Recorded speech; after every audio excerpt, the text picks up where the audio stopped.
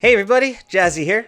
Back with the recap for lucky year 13 of Thrill of the Grill, my solo Warley World over on Twitch. First day of autumn is National Birchnut Day in the Constance. Let's plant, I don't know, 320 birchnut trees. That ought to tide us over at least until Christmas. And while those are growing, we get our first claws of the year. The loot is a mandrake and a light. At this point, I'm only really fighting claws for the festive lights. I don't plan to keep Winter's Feast on after the event ends, so I'm just stocking up as much as possible while the getting's good. So if you recall, last few times we used the hound trap, the hounds were managing to pathfind around the statues to the center area. This was because the walls behind the statues had not been knocked down yet, and unlike statues, walls will actually register as an obstacle in hound pathfinding. Now that they're all smashed down, the hounds are getting trapped on the statues very reliably because they think they got a clear shot at me. So this year, we're gonna go hunting for the Crab King. This is the last boss I've yet to kill in this world, and killing him with pearls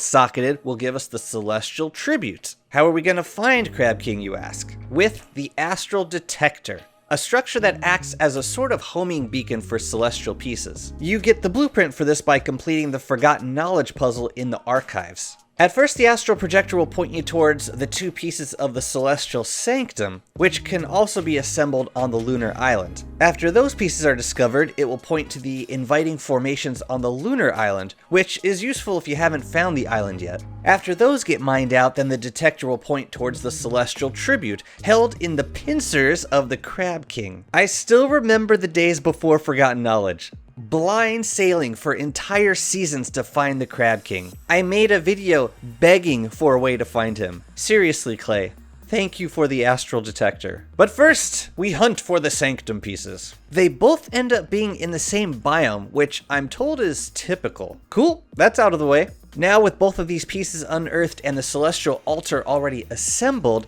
the detector should now point us straight to Crab King. Ew.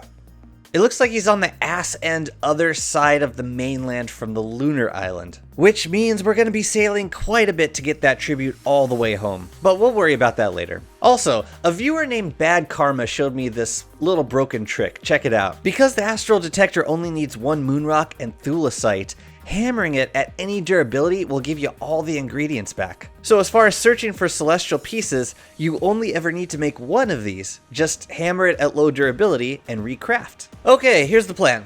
I'm going to build a boat, and we're going to go hunt for Crab King. Once we find him, this boat will become the ferry between him and the mainland, but we will want to build another boat for the actual fight. It is so nice being able to use the astral detector on a boat to find Crab King. Honestly, this whole process just evolved from a dreaded, tedious chore to a really fun treasure hunt. And there's the big boy himself, surrounded by a ring of sea stacks. It appears to be not too far off the coast of the swamp, so cool. I don't really want to fight Crab King until spring when we can clap some sweet electric damage on that crusty... Yeah. So for now, we're going to park the boat right there and run back home in time for the great wood harvest of Aught 13. Now that Berger has actually died once to poison birch nuts, I'm a little more sensitive to the threat. And the more I'm noticing that, yeah, he does take a lot of damage from the Dr. Seuss horror show. I think I need to keep a weather pane on hand to take them out as quickly as possible to avoid Berger taking too much unnecessary damage. But I'm also going to need to find a routine for healing the poor guy. Now, for the first time, I'm using lazy foragers to collect some of the birch nuts and logs. Does it save me time? A little, perhaps. Do I have any other use for orange gems?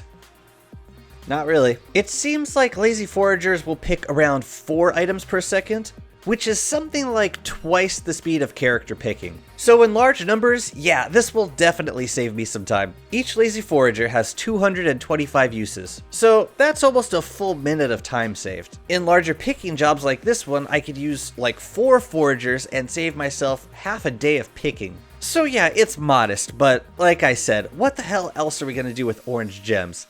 Lazy deserters?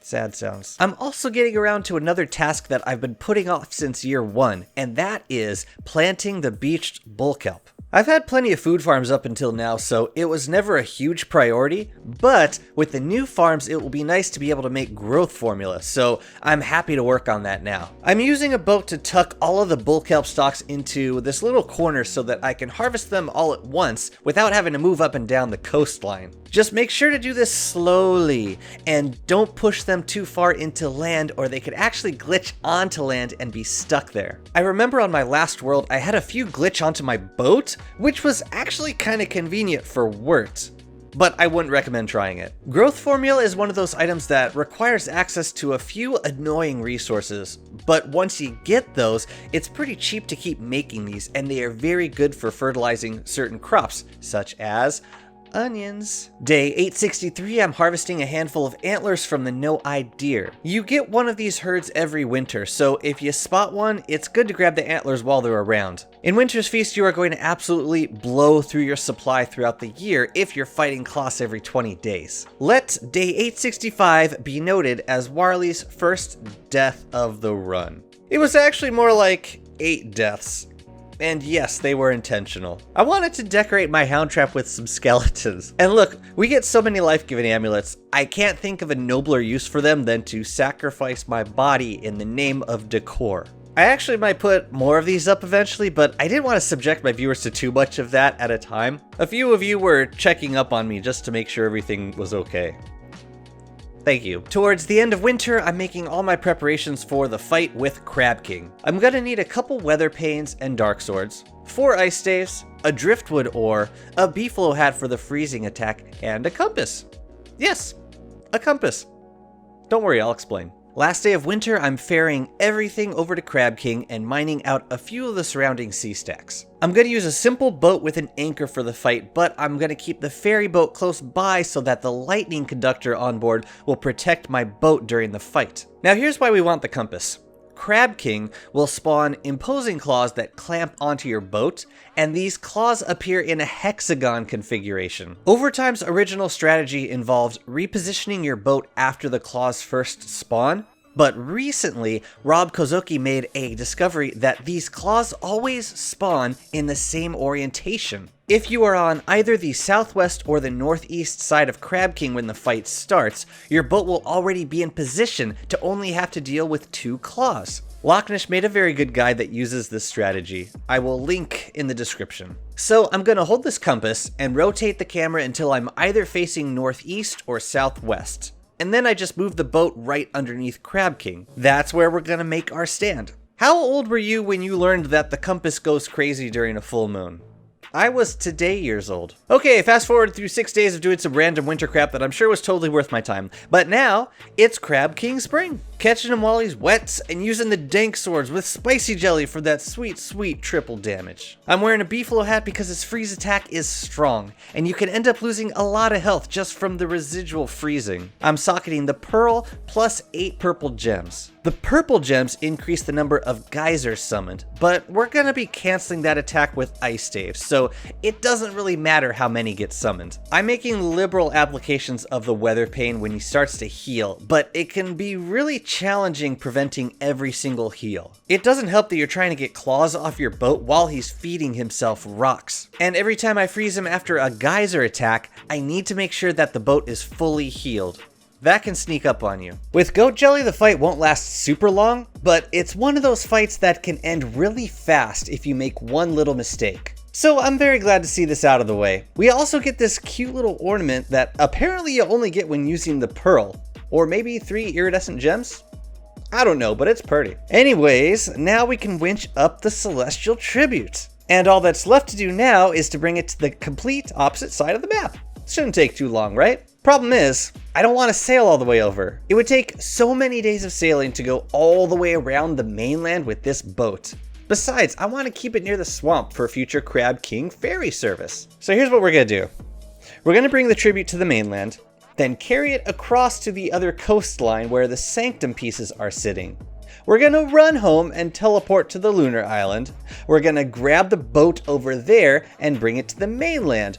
Load up all the celestial pieces and bring them all over to lunar at the same time. Chat watches on as I huff that tribute through 2 biomes on the mainland, from sea to shining sea. and drop it off with its friends. Then we sprint all the way back to base, grab our telelocator staff, and shoot straight to the moon. Here's the thing.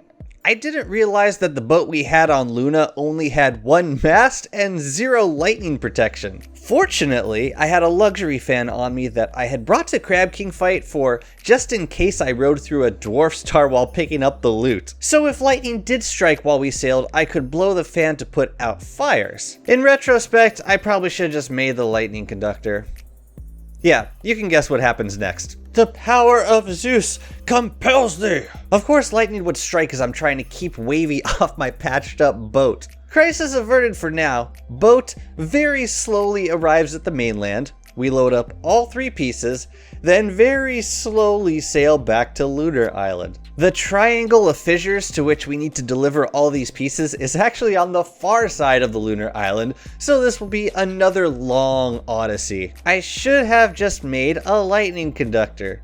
That's right, the power of Thor compels thee! This time, I had decided only moments earlier to move the luxury fan to my inventory from my backpack. Had I not done that, my boat might have actually sunk right here. The fire got it pretty low. That would have sucked for numerous reasons, but mainly because I would need to re-winch all of the pieces up from the ocean floor. Okay, now I'll go get the lightning conductor. And while I'm teleported back here, I might as well grab a bone helm. Otherwise, I'm gonna be kiting gestalts while trying to move all the celestial pieces into position. Did you know that the bone helm does lower your actual sanity over time while worn? 20 per minute to be exact. So if you wear it for too long, then you'll probably be insane when you take it off. This is damn useful for the Lunar Island. I'm keeping one next to my telelocator from now on. And look at that beautiful work in progress.